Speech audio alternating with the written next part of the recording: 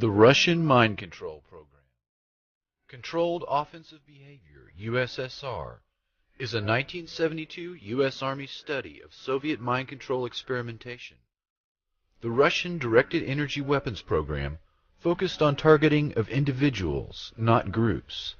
Soviet dissidents were the target of microwave anti-personnel weapons and mind-altering techniques that sought, quote, the total submission of one's will to some outside force. Electromagnetic weapon mind control surfaced in the 1973 Russian Conference on Psychotronic Research.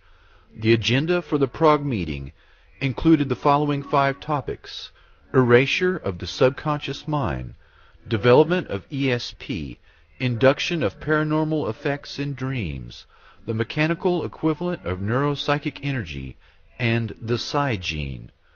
The Soviets were known to have potent blinding lasers. They were also feared to have developed acoustic and radio wave weapons.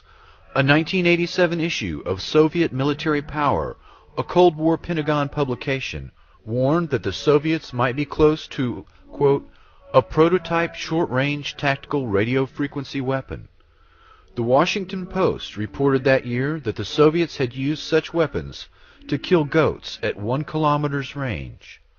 The Pentagon, it turns out, had been pursuing similar devices since the 1960s. The Russian capability, demonstrated in a series of laboratory experiments dating back to the mid-1970s, could be used to suppress riots, control dissidents, demoralize or disable opposing forces, and enhance the performance of friendly special operations teams. Pioneered by government-funded department of the psychocorrection at the Moscow Academy Medical Academy, acoustic psychocorrection involves the transmission of specific commands via static or white noise bands into the human subconscious without upsetting other intellectual functions. Experts said laboratory demonstrations have shown encouraging results after exposure of less than 1 minute. Decades of research and development and millions of rubles have produced the ability to alter behavior on willing and unwilling subjects. In an effort to restrict potential misuse of this capability, senior Russian research scientists, diplomats, military officials, and officials of the Russian Ministry of Higher Education, Science and Technology Policy are beginning to provide limited demonstrations for their U.S. counterparts.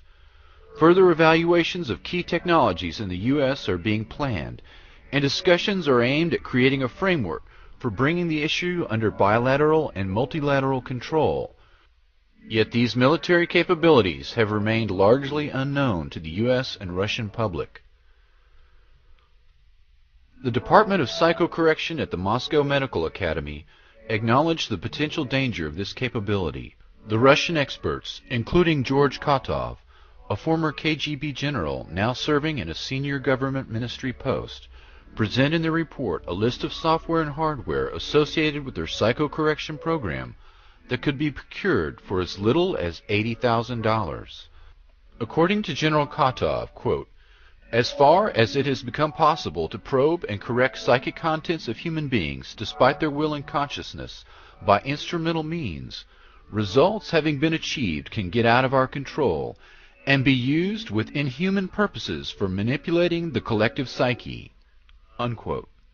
The Russian authors note that world opinion is not ready for dealing appropriately with the problems coming from the possibility of direct access to the human mind.